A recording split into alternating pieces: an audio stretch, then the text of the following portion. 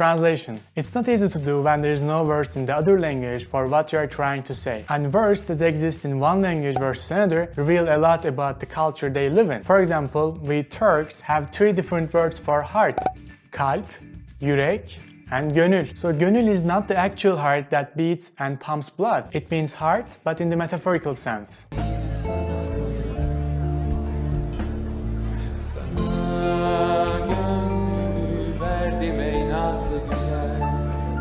The emotions and the love we feel come from the gönül. Gönül is what gets broken when a loved one hurts you. It is also the thing that you must work hard to win someone over.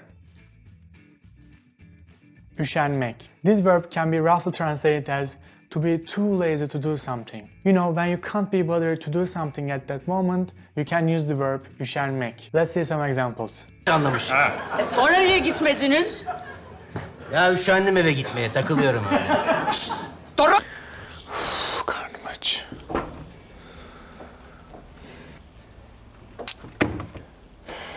Hiçbir şey yok ya. Yemek yapmaya çok üşeniyorum. Alo, bir pizza sipariş etmek istiyorum.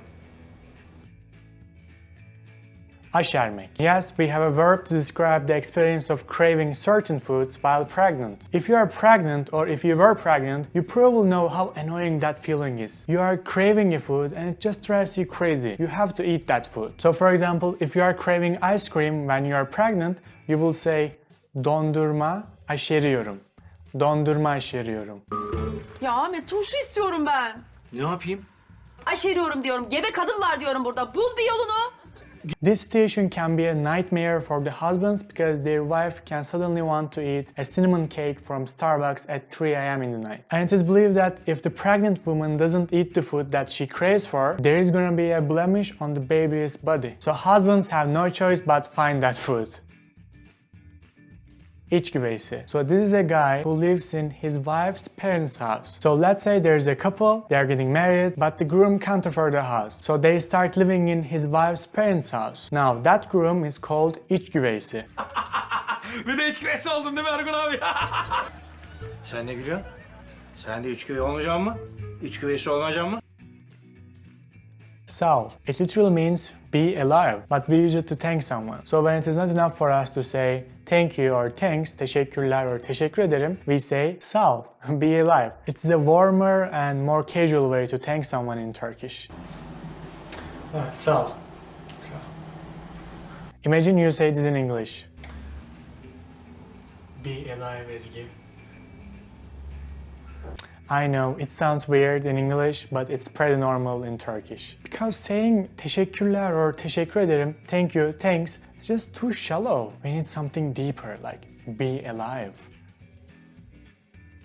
So dertleşmek is a beautiful verb that we use to describe a heart-to-heart conversation that we have with someone. For example, if I say Ayşe ile dertleştim, it means that I shared my problems, my concerns, my emotions with Ayşe. It wasn't just a regular conversation, it was special. So the closest translation that I could find was to pour one's grief to each other. But in Turkish we say this with one verb. So this is the beauty of Turkish.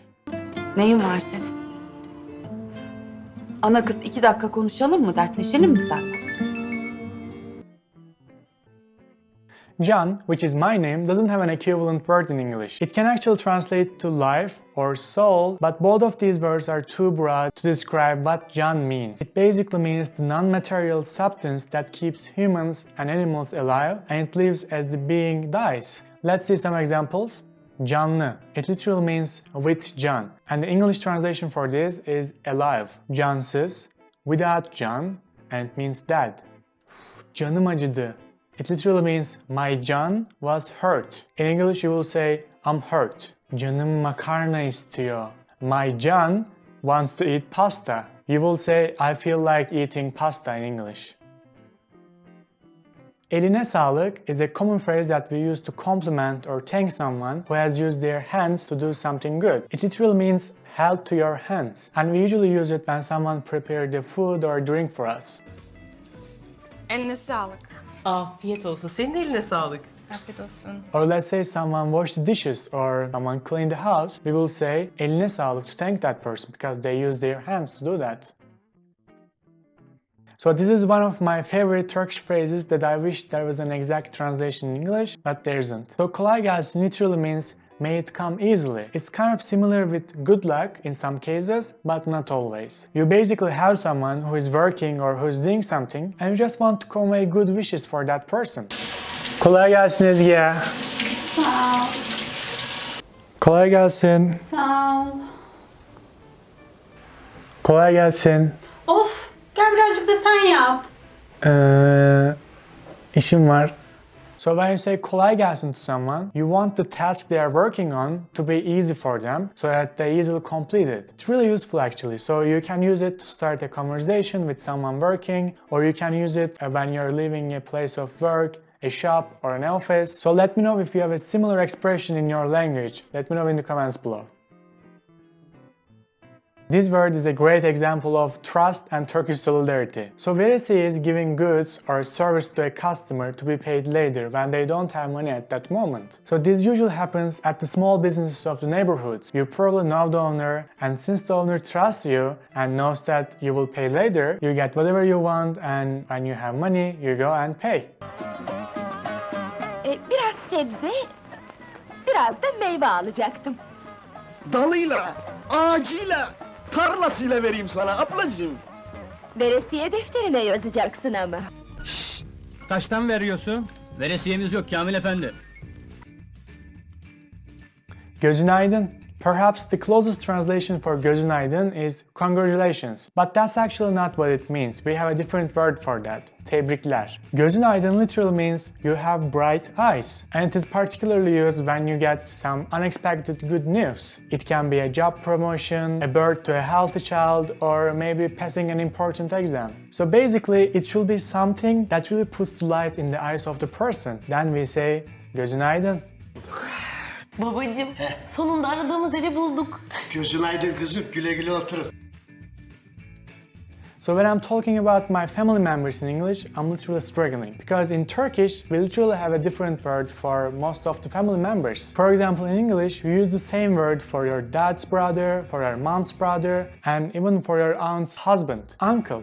Like, how am I supposed to know which one you're talking about? We have enişte for aunt's husband, amca for dad's brother, and dayı for mom's brother. Isn't it just easier? So tell me guys, what are the words or phrases that exist in your language but not in English, or the other way around? Tell me in the comments below. Thanks for watching the video. If you liked it, don't forget to subscribe and hit the like button. Let me know which Turkish word or Turkish phrase was your favorite in this video, and I hope to see you in the next video. Kendine iyi bak, görüşürüz. Güle güle.